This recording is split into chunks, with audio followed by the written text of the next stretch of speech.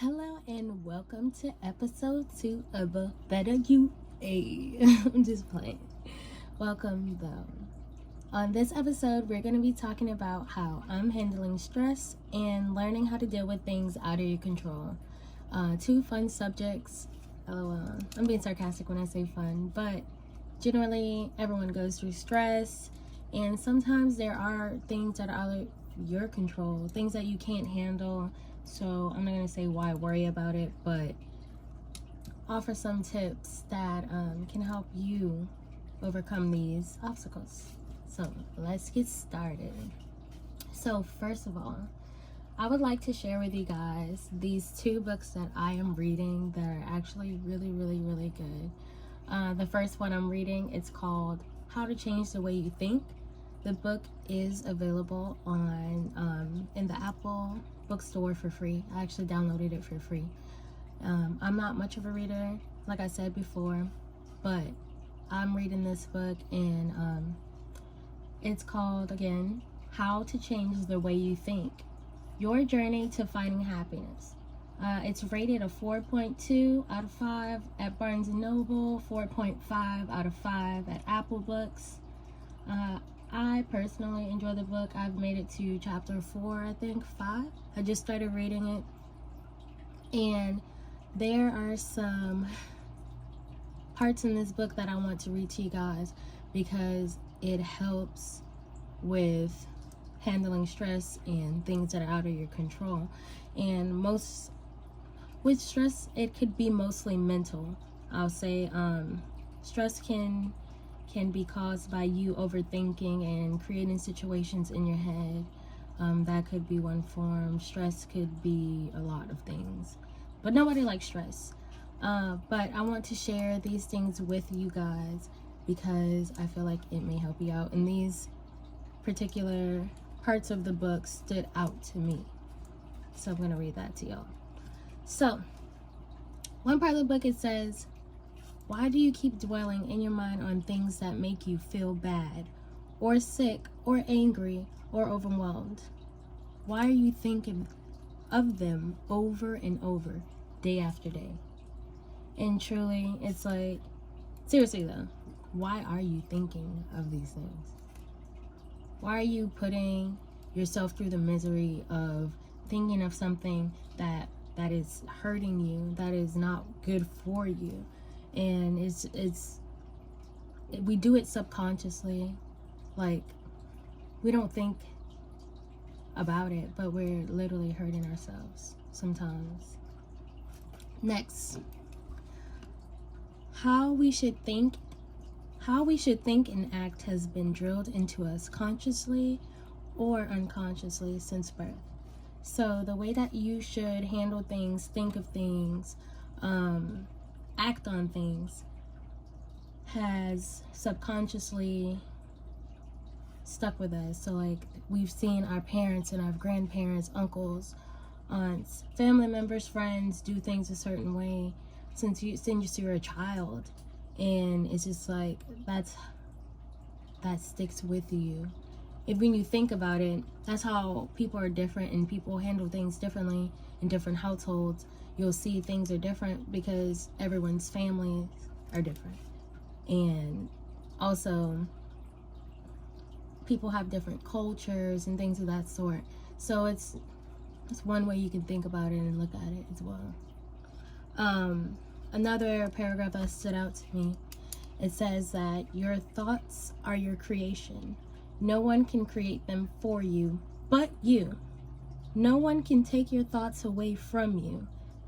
Hence, no one has the power to make you happy or unhappy but you. Drops mic. Boom. I'm just playing. But no.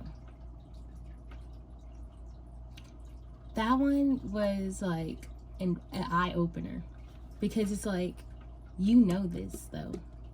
Like, in your brain, you know this. But like, seeing it on a piece of paper or reading it out loud or saying it out loud, it just makes so much sense. And at that moment, you realize how powerful your mind and your thoughts are. And I feel like I have to read that one more time. thoughts are your creation. No one can create them for you but you. No one can take your thoughts away from you. Hence, no one has the power to make you happy or unhappy but you. And I'm going to read this last one. You are the owner of your thoughts and you have responsibility for them. Through your thoughts, you are creating your life.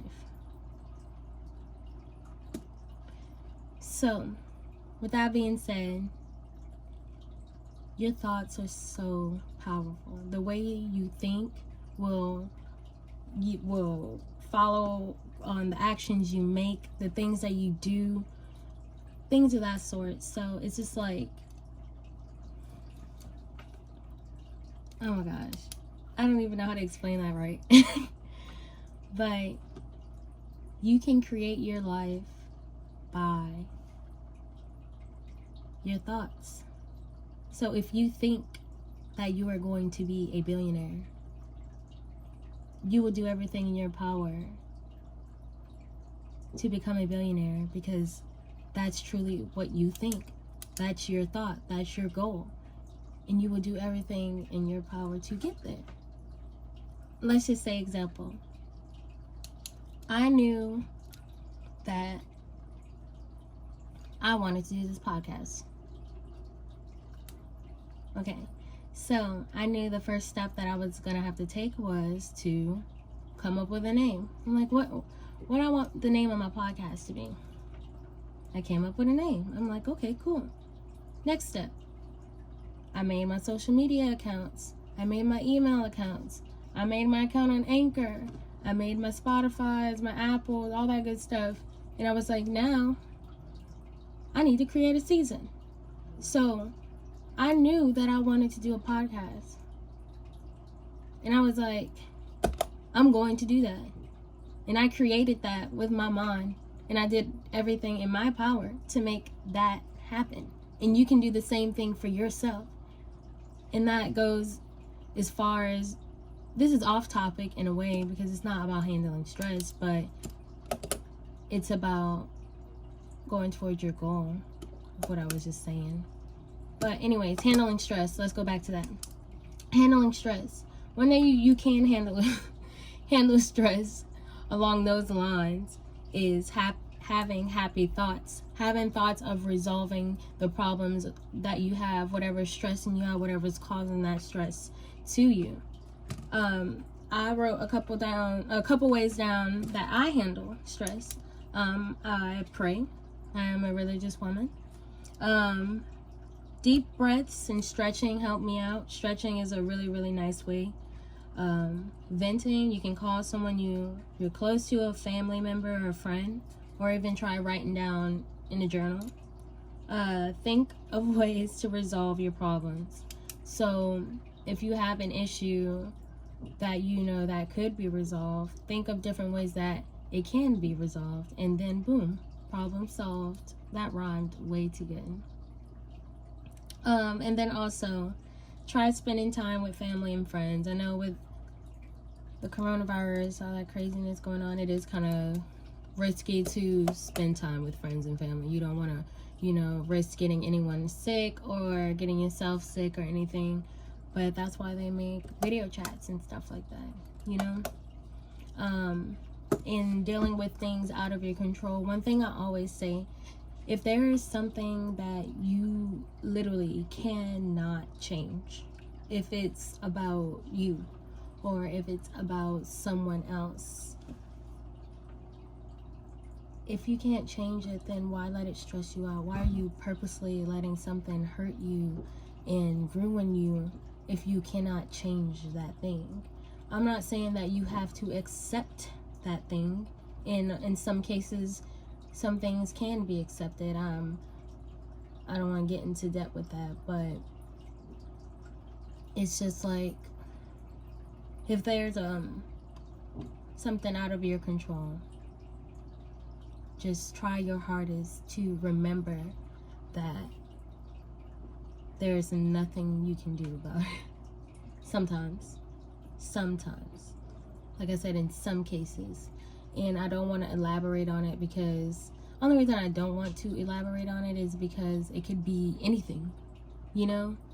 But things that are out of your control, try your hardest to not let them bother you, because in some cases they cannot be changed. And I'll leave that at that. But another book I want to tell you guys about, because learning how to deal with things out of your control, this book that I'm reading, it's called Necessary Endings. It's by his name is Dr. Henry Cloud. Boom. This book, I have a copy. My boyfriend's mom recommended it to us, so she gave me a copy, and I've been reading that. It's rated, I believe, 4.8 out of 5. Really, really good book. This book will tell you how to, well, teach you and inform you on how to make necessary endings. They always say things in life, all things in life must come to an end eventually. And I have some really, really good parts in here I want to share with y'all as well. So let me open this up. Give me just one moment.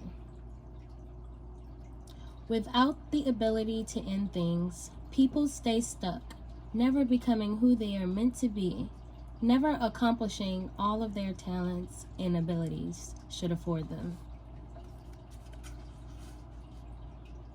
It's a good one. And this is just to give y'all an idea of what to expect out of this book.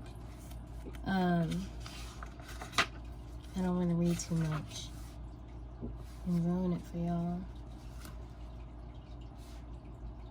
On the good side of life, for us to ever get to a new level, a new tomorrow, or a new step, something has to end. Life has seasons, stages, and phases. For there to be anything new, old things always have to end, and we have to let go of them. And that's learning how, one way you can learn how to deal with things out of your control, by simply ending that situation. But that is all for today. Don't want to take up too much of y'all's time. I really appreciate y'all checking in, and thank you guys for listening to my episode 2, season 1 of A Better You. Thank you, and have a blessed day.